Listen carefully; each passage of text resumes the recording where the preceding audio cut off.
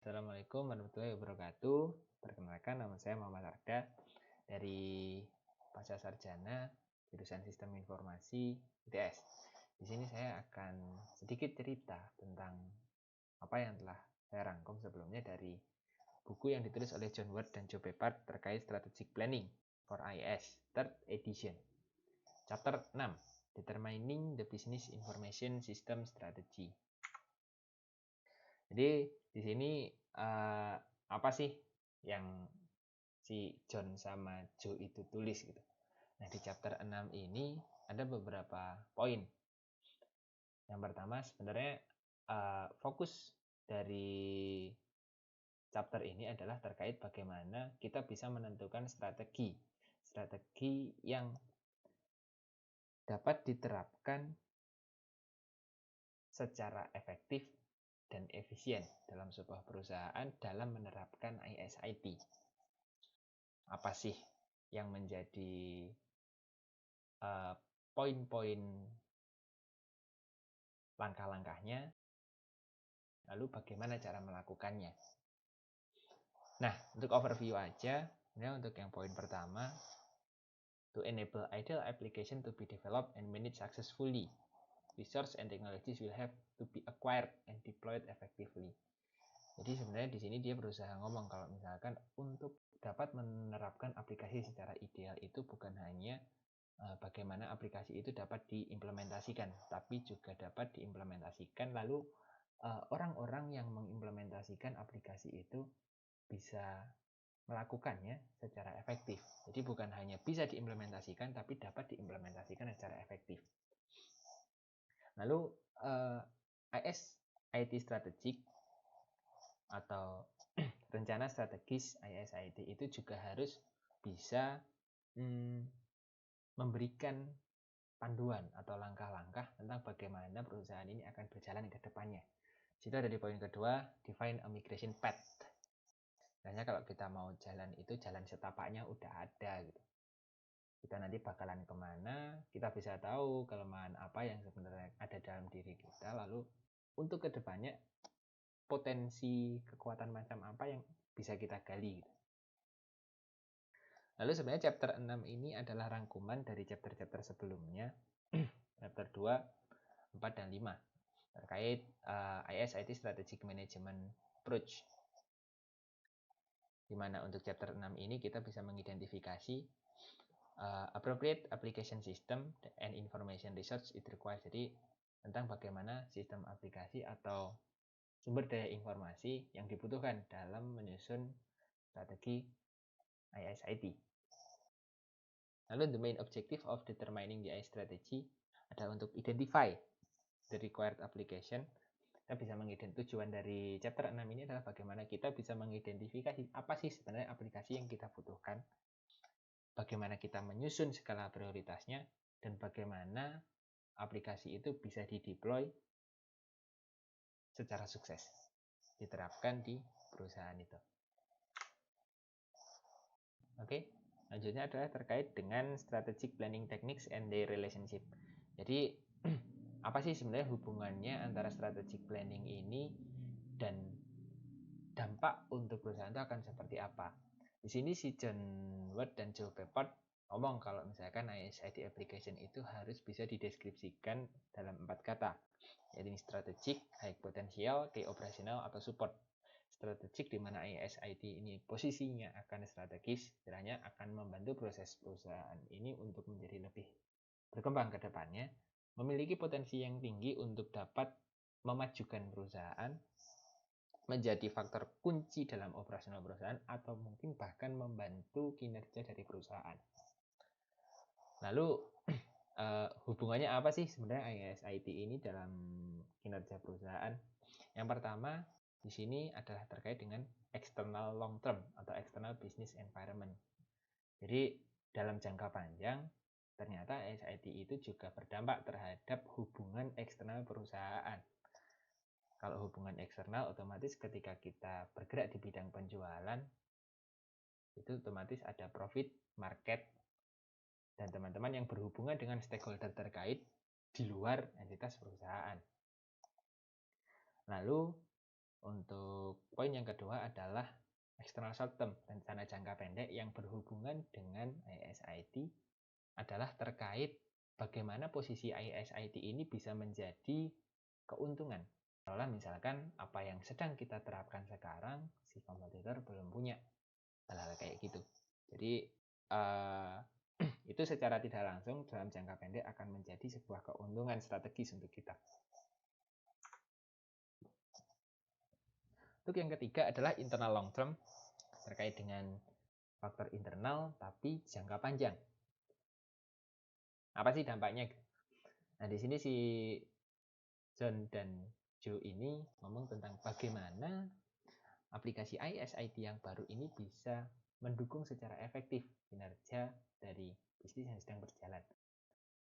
Lalu internal short term terkait dengan rencana jangka pendek secara internal, bahwa apakah aplikasi ini terkait dengan evaluasi internal, apakah aplikasi ini sudah cukup atau sudah cocok untuk diterapkan dengan bisnis strategi yang kita punya sekarang atau perlu pengembangan lagi. Lalu yang kedua terkait framework in which the tools and techniques can be used effectively. Jadi si John Ward dan Joe Pepard ini ngomong kalau misalkan ada nggak sih kira-kira kerangka kerja yang bisa dijadikan sebuah patokan perusahaan, multi perusahaan untuk bisa menentukan strategi yang paling baik dan paling tepat. Dia ngomong, it would be convenient if a methodology or structure repeatable process could be proposed, but this is not realistic. Jadi sebenarnya terkait bagaimana kita menentukan rencana strategis itu nggak ada sebuah patokan yang paten bahwa ketika kita menerapkan metode atau strategi ini pasti akan memajukan sebuah perusahaan. Hal itu tidak memungkinkan karena situasi dan kondisi setiap perusahaan itu berbeda-beda. Jadi terkait dengan bagaimana strategi, bagaimana kita mengimplementasikan sebuah sistem, bagaimana ini bisa diterapkan ke resource yang ada, itu dinamis. Sangat dinamis sekali, di mana setiap kondisi pasti memerlukan pendekatan masing-masing. Jadi proses dalam rangka kita bisa menentukan bagaimana rencana strategis yang paling baik versi perusahaan kita sendiri, itu terjadi secara iteratif. Dalam artian strategi ini pun tidak sekali buat dan akan selalu sama, tapi setiap proses yang terjadi seiring perkembangan zaman pasti akan ada sebuah proses iterasi, entah itu bertambah, entah itu berkurang. Jadi seiring berjalannya waktu, strategi pun bisa berkembang seperti itu. Nah, tapi si John Ward dan Joe Pepard ini dia merumuskan secara garis besar sebenarnya apa sih yang dilakukan oleh setiap perusahaan dalam rangka mengembangkan ISIT Strategic Planning ini gitu. Untuk yang tengah, dia ngomong terkait bagaimana ISIT ini mempengaruhi perusahaan saat ini.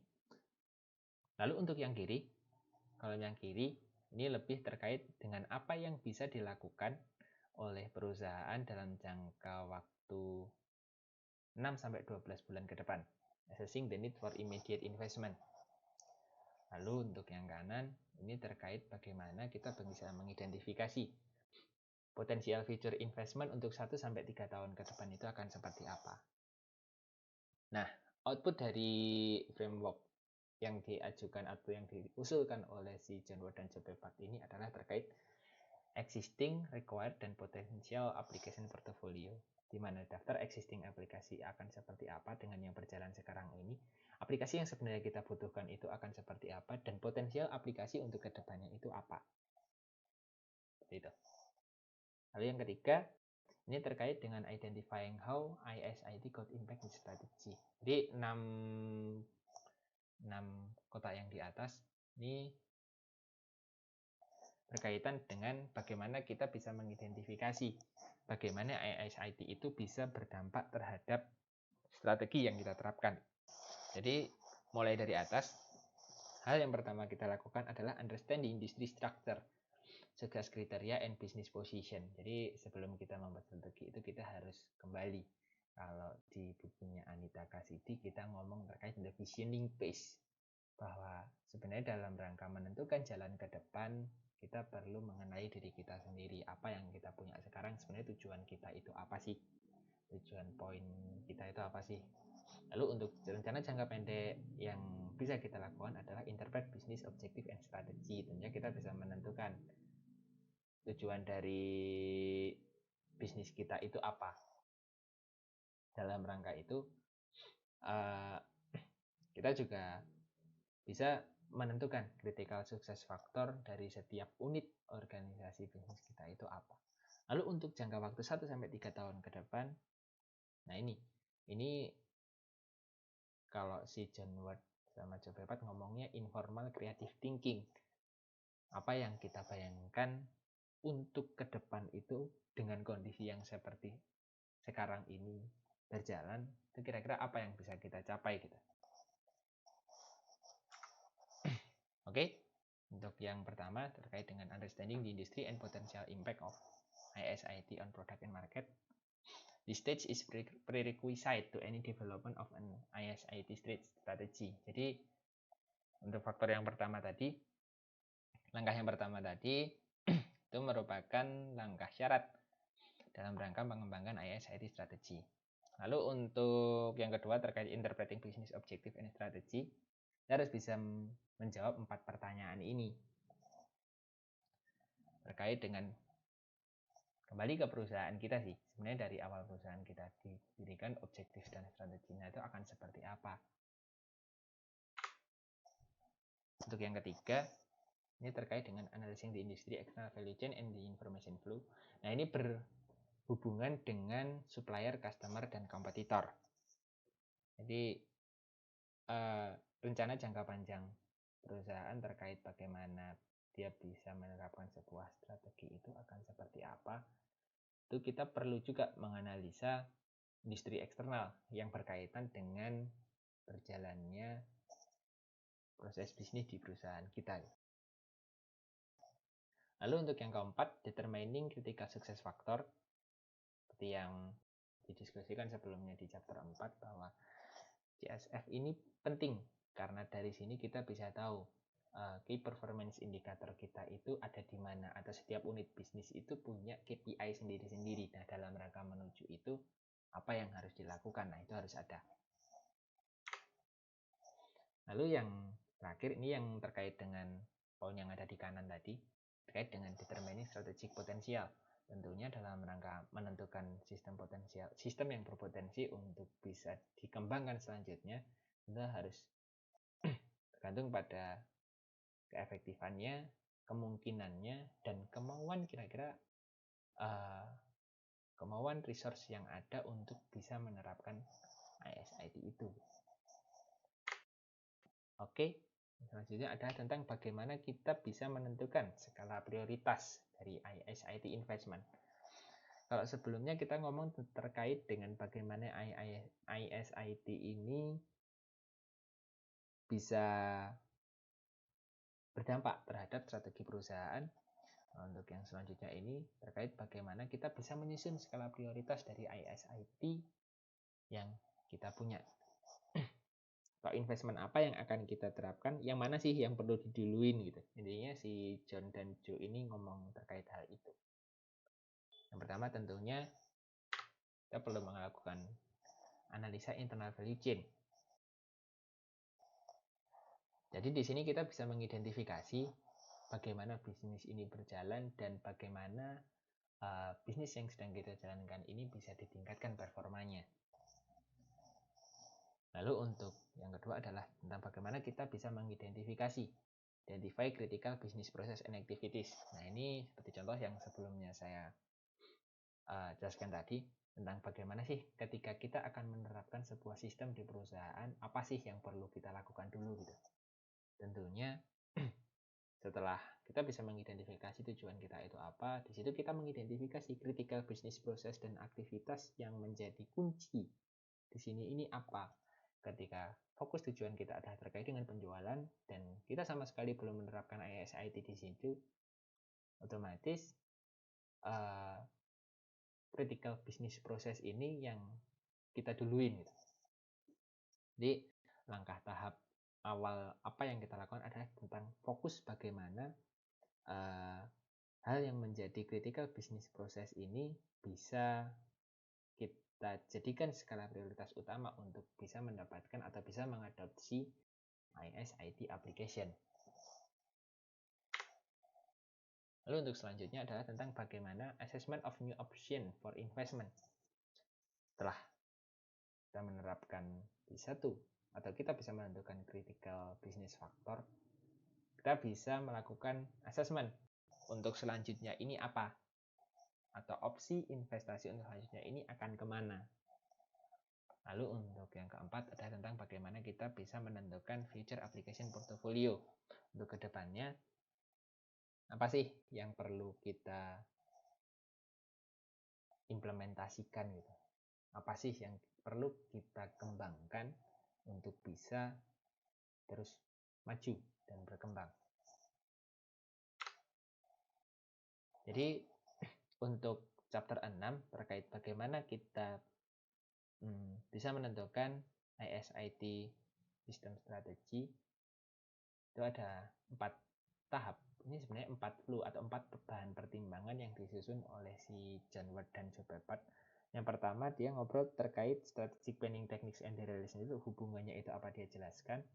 Lalu tentang apakah ada kerangka kerja yang secara paten menentukan bahwa ketika kita mengadopsi ini maka pasti akan terjadi peningkatan. Nah tadi si John Ward dan Joe Pepert ngomong bahwa ini nggak ada, jadi it's not realistic. Tapi secara garis besar apa yang harus dilakukan itu diusulkan oleh si John dan Joe Pepert. Yang ketiga terkait dengan bagaimana kita mengidentifikasi bagaimana IS/IT itu bisa berdampak terhadap strategi dan menentukan skala prioritas mana yang harus kita dulukan. Oke, yang terakhir adalah summary. Chapter 6 ini merupakan review atau kumpulan dari chapter-chapter sebelumnya, chapter 2 sampai 5, terkait bagaimana sistem itu bisa dikembangkan dan must, should, and might, harus dan harus bisa memberikan dampak yang positif atau keuntungan yang maksimum untuk proses bisnis perusahaan.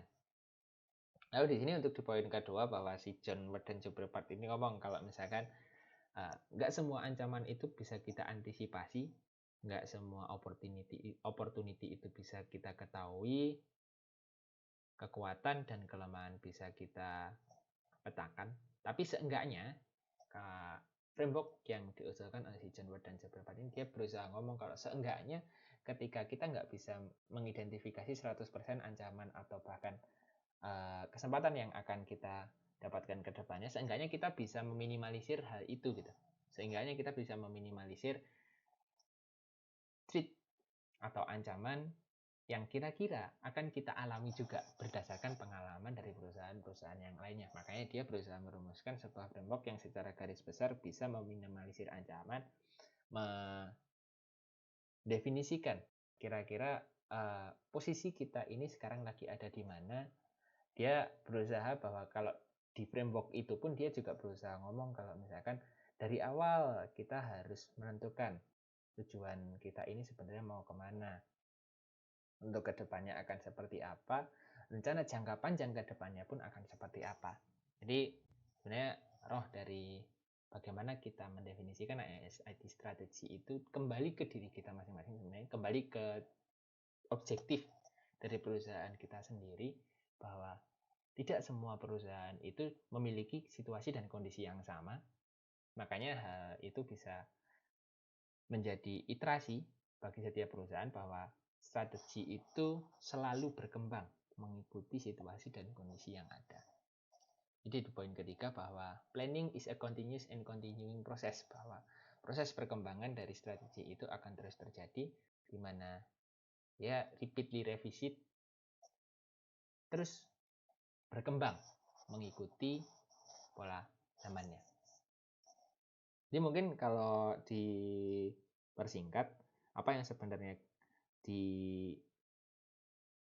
diungkapkan oleh si John Ward dan Joe Pepert di chapter 6 ini adalah tentang bagaimana sebuah strategi penyusunan sebuah strategi ISIT itu tidak bisa semata-mata kita lakukan secara langsung, tapi kita juga perlu melakukan step-step yang tadi dijalankan oleh atau diusulkan oleh si John Watt dan Joe Pepard, bahwa dalam rangka menentukan ISIT strategik itu kita perlu kembali ke awal tujuan berdirinya sebuah perusahaan ini akan seperti apa, kita bisa mengidentifikasi critical business faktornya akan seperti apa, dari situ kita bisa memetakan sistem apa yang sebenarnya kita butuhkan, bukan yang kita inginkan.